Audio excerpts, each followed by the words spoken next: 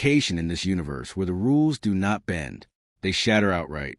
Not the rules of traffic, not the rules of a game, not even the rules of chemistry or biology, but the rules of logic itself. The rules every religion has silently assumed God must obey just to be God at all. And that location is real. It is not a metaphor. It is not a thought experiment dreamed up by a bored philosopher at 3 a.m. It is sitting out there right now in the darkness, doing something that no law of physics, no scripture, and no definition of an all-knowing, all-powerful being can fully account for. It is called a black hole. And if you follow what happens inside one all the way to the end, you arrive at a very uncomfortable question. What happens to God when even God's own rule book stops making sense? Let us back up for a second. Because to understand why this matters, you have to understand what God is actually supposed to be, logically speaking. Strip away the specific religion, strip away the specific name, and almost every tradition agrees on a few basic properties. God is supposed to be all-knowing. God is supposed to be all-powerful. God is supposed to exist outside of time, watching the entire span of history, the way you might watch a movie you've already seen. And God is supposed to be the author of the rules, the one who wrote the laws of physics, the laws of logic, the laws of cause and effect, and then step back to watch them run. That is the deal. That is the whole architecture. A mind that knows everything, controls everything, and sits above the system it created. It sounds airtight. It sounds like it should hold up anywhere in the universe, under any conditions, at any scale. Except physics found a place where it does not. And that place has been sitting in the sky in plain view for the entire history of human civilization, quietly proving that the architecture has a hole in it. Literally. So let us actually go there. Let us walk into a black hole together, one step at a time, and watch the rules fall apart in real time. The first thing you need to understand about a black hole is that it is not really a hole in the way the word suggests. It is not an empty gap in space. It is the opposite. It is too much of something crammed into too little room. Take a star several times heavier than our sun. Let it burn through its fuel. When the fuel runs out, there is nothing left pushing outward against gravity. And gravity wins completely. The star does not just shrink. It collapses. And it keeps collapsing past the point where matter should be able to compress any further. Past the point where atoms should be able to hold their shape. Past every floor that physics thought existed.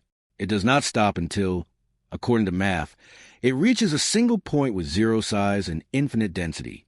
Physicists call this a singularity, and the boundary around it, the point of no return, where gravity becomes so strong that not even light can escape.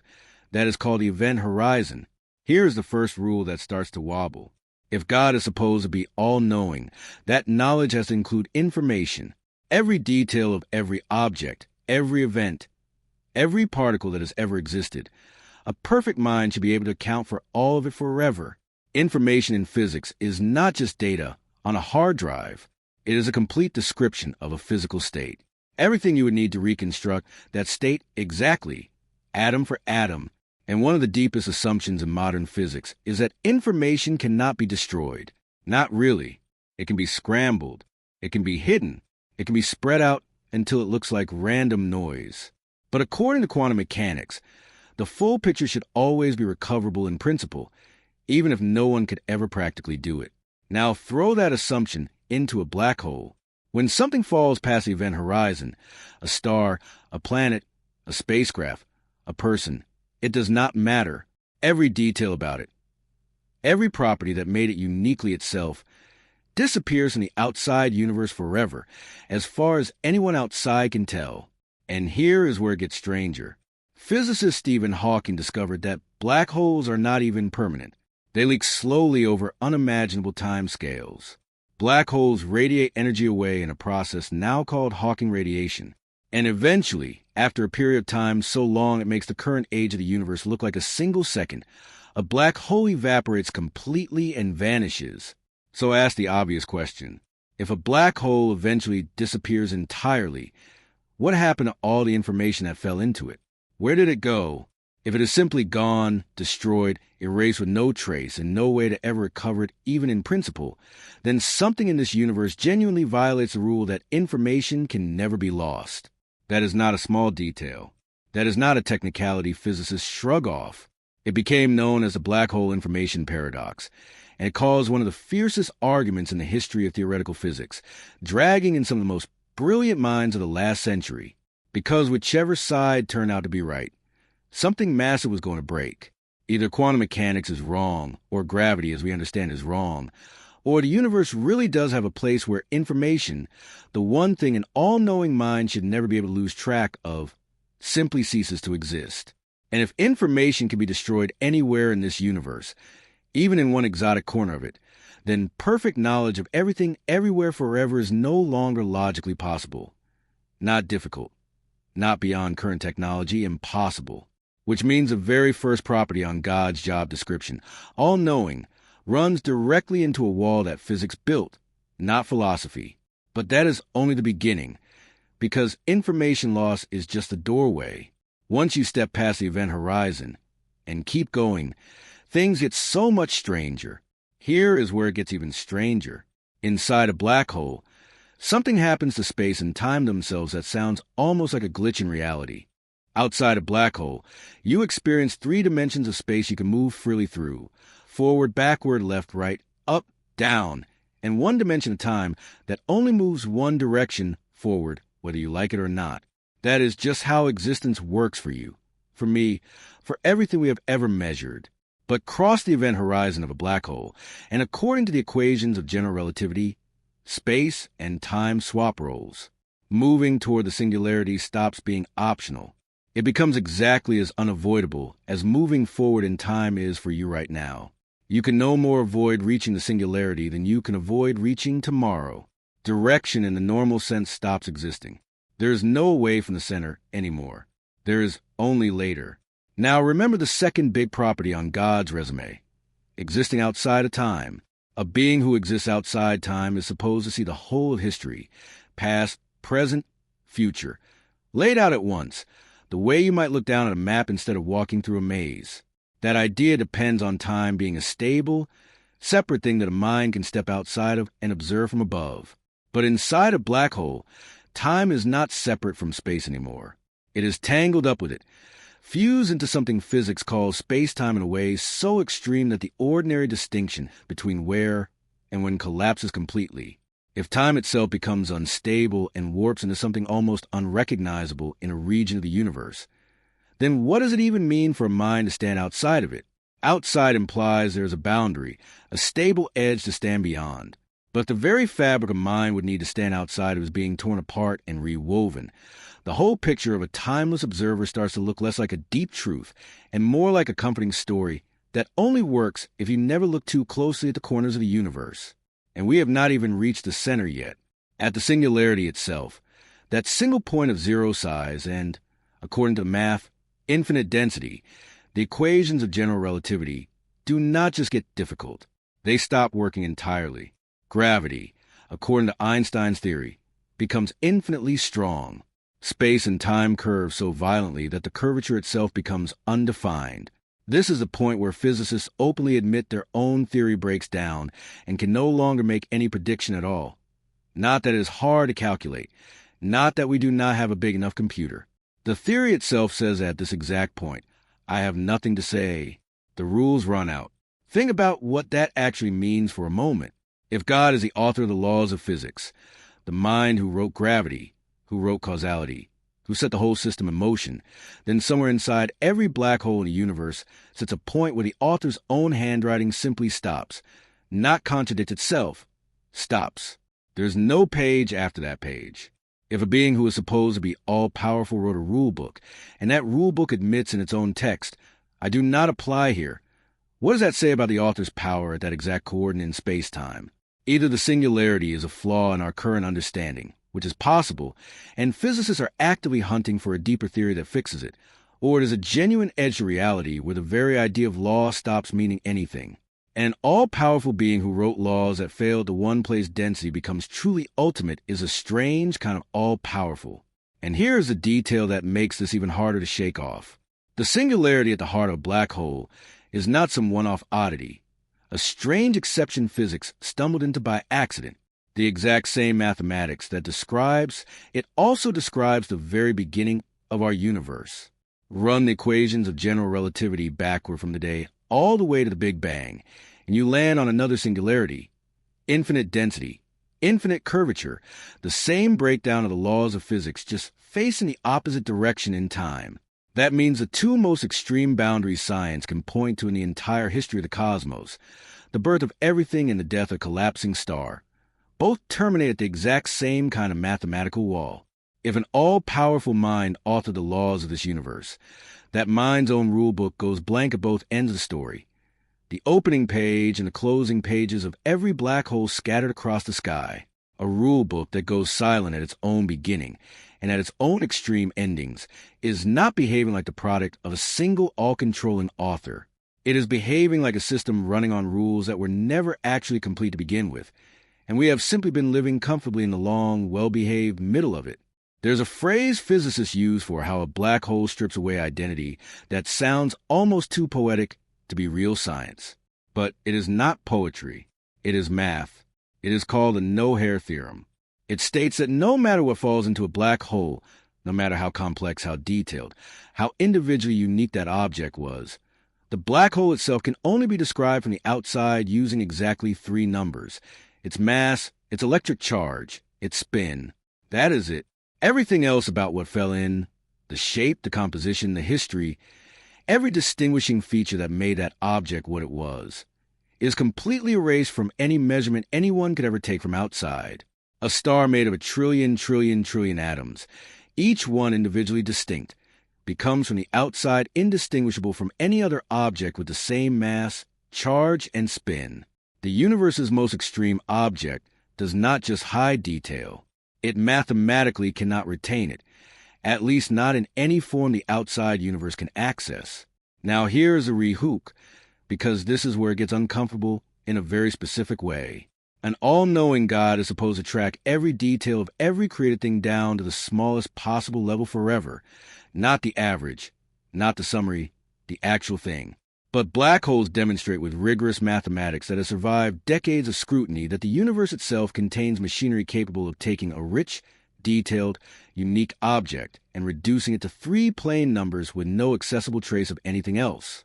If the universe can do that to matter, what confidence should we have that any mind, even an infinite one, has full access to details the universe itself appears to physically discard? Let us push one layer deeper, because there's a version of this that connects directly back to power itself, not just knowledge. Black holes are, without exaggeration, the most powerful objects that physics currently knows how to describe. Their gravity is so extreme that light, the fastest thing in existence, the thing nothing can outrun, cannot escape once it crosses a horizon. If you want to point to a single object in the universe and say, this is what raw total power looks like, a black hole will be the closest physical thing we have to that idea. And yet, black holes are not exempt from the laws of thermodynamics. Even they must obey the second law, the rule that says entropy, the measured disorder in a system, always increases over time for the universe as a whole. Physicists Jacob Bekenstein and later Hawking showed that black holes actually have entropy, and an enormous amount of it, tied directly to the surface area of their event horizon. And because they have entropy, they must radiate energy. They must lose mass over time, and they must eventually die. Sit with that for a second. The single most powerful object physics has ever described is still a prisoner of a deeper law it did not choose and cannot escape.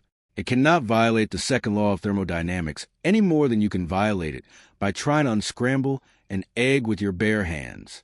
So here's a question worth asking out loud. If the most powerful object in the known universe is still subordinate to a mathematical law more fundamental than itself, what does that suggest about the nature of ultimate power in general?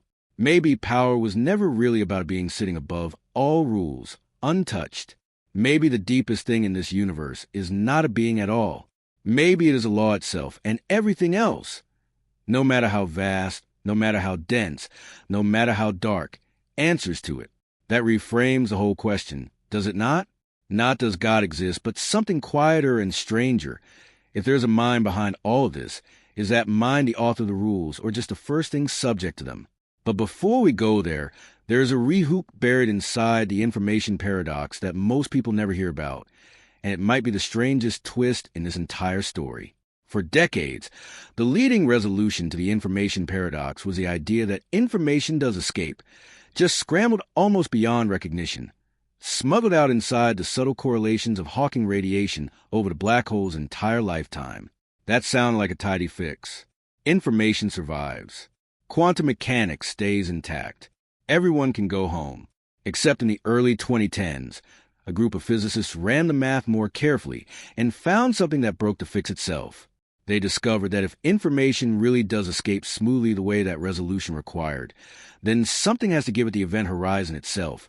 And what gives is catastrophic. Instead of a gentle boundary you could theoretically cross without immediately noticing, the horizon would have to become a wall of high-energy radiation, a firewall that would incinerate anything falling through the instant it arrived. This became known as the firewall paradox, and it split the physics community into camps that to this day have not fully agreed on a resolution. Either the smooth, gentle event horizon predicted by general relativity is an illusion, or the preservation of information predicted by quantum mechanics has to be sacrificed. Two of the most successful, most rigorously tested theories in the history of science standing at the edge of a black hole staring at each other, and one of them has to blink. Nobody, including some of the sharpest minds alive today, has been able to say with certainty which one it is. And if the smartest human minds we have cannot yet determine which fundamental law survives contact with black hole, what should that tell us about any claim of certainty regarding a mind that supposedly wrote both of those laws in the first place? There is also a quieter, stranger detail hiding inside Hawking radiation that deserves its own moment because it touches directly on the idea of a mind that knows the future with total certainty. Hawking radiation is not leaking out in some orderly, predictable sequence. It emerges through a deeply quantum process tied to the random appearance and disappearance of particle pairs at the edge of the event horizon. And randomness in quantum mechanics is not just a stand-in for our ignorance. As far as every experiment we have ever run can tell, it is actually fundamentally random all the way down, with no hidden variable waiting to be discovered underneath it. A black hole evaporating is, in a very real sense, an object slowly dissolving into pure quantum chance. If the universe itself at its most extreme runs on processes that are genuinely undetermined until the moment they happen, then a mind claiming perfect foreknowledge of every outcome is not just claiming to know a complicated answer in advance. It is claiming to know the result of something that, according to our best current physics, may not actually have a fixed result to know until it occurs, and the possibility of what lies on the other side of singularity. Some interpretations of the equations governing black holes allow for a theoretical mirror object, a white hole, where matter can only flow outward, never in. Some physicists have speculated carefully, and with heavy caveats, that what happens inside a black hole singularity might not be a true ending at all, but a kind of bridge, a birth canal for another region of space-time entirely. Even in some of the more radical proposals, a brand new universe on the other side, with its own laws, possibly even slightly different physical constants than our own. If that is even partially true, then every single black hole in our sky might not be a graveyard. It might be a delivery room, each one silently manufacturing a new pocket of existence, sealed off from ours, running on its own rules, completely inaccessible to us, and utterly indifferent to whatever we believe about who or what set this one in motion. If the universe is quietly generating new universes through collapse of dying stars over and over without pause, without permission, without a single observable actor behind it, that does not look like the work of a single author writing one story. It looks like a process, a mechanism, something that runs on its own. The way weather runs, the way erosion runs, the way anything governed by consistent underlying rules runs with or without anyone watching. So walk back out of the black hole with me, all the way to the surface, and look at what we actually found in there. We found a place where information, the thing an all-knowing mind should never lose, may or may not survive, and where some of the best physicists alive have spent entire careers just trying to figure out which. We found a place where time itself stops behaving like something a mind could stand outside of and observe from a distance. We found the exact coordinate where the equations describing the laws of physics openly admit they have nothing left to say. We found a mathematical process that takes the most detailed, most unique object imaginable and reduces it without exception to 3 plain numbers. We found the most powerful object physics has ever described and watched it die anyway, obedient to a law older and deeper than its own gravity. And we found the possibility that this is not even a singular event, that it might be happening constantly, silently across the universe without any single will directing it. None of this proves there is no God. That is not what any of this shows, and it would be dishonest to pretend otherwise. What it shows is something narrower and, in a way, more interesting. It shows that if a mind exists that is supposed to be all-knowing, all-powerful, and outside of time, that mind would have to somehow account for a region of its own creation where knowledge fails, where power answers to a deeper law, and where time itself stops being a stable stage to stand outside of. Maybe there is an explanation we simply do not have yet. Maybe some future theory, a true theory of quantum gravity, the kind physicists have been chasing for a century, will smooth over every one of these cracks and show that the rules never really broke at all, that we just did not understand them well enough yet. Or maybe the black hole is not hiding a flaw in physics. Maybe it is showing us, as clearly as the universe ever shows us anything, exactly where the idea of an all-knowing, all-powerful, timeless author stops being able to explain what is actually out there in the dark. Either way, the black hole is not going anywhere. It is still out there right now, doing exactly what it has always done, indifferent to which side of this argument you land on. And maybe that more than anything else in this whole story is the most unsettling part of all. Because here's the last thing worth sitting with before you close this video and go back to your day. We tend to imagine that if there's a mind behind the universe, that mind would look at something as strange as a black hole and understand it completely, the way an author understands every twist in a story they wrote themselves. But every honest answer physics has given us about black holes has come with an asterisk. We think information probably survives, but we are not fully certain how. We think the singularity is a flaw in an incomplete theory, but we do not yet have the deeper theory that fixes it. We think Hawking radiation is genuinely random, but genuinely random might just be the label we give to patterns too deep for us to see. Yet every one of these open questions could eventually get answered in a way that makes all of this doubt look premature. Science does that. It closes gaps that once looked unbridgeable. That is not a weakness in this argument. It is the honest state of things. But it also means the opposite is just as true right now, today, in this moment. If you're going to claim with total confidence that an all-knowing, all-powerful, timeless mind is watching over every one of us, you are making that claim about a universe that at its most extreme edge does not yet fully make sense to the very people whose entire job is understanding it. Maybe that gap gets closed by better physics. Or maybe the gap was never a gap in our knowledge at all, and it is just the honest shape of the universe itself, refusing to be fully known by anyone, mind or no mind, watching from inside it or claiming to stand outside. Either way, somewhere out there right now, in the silent dark between the stars, a black hole is quietly finishing a sentence that no equation we have ever written, no scripture, and no mind we have ever imagined has been able to complete. Eat.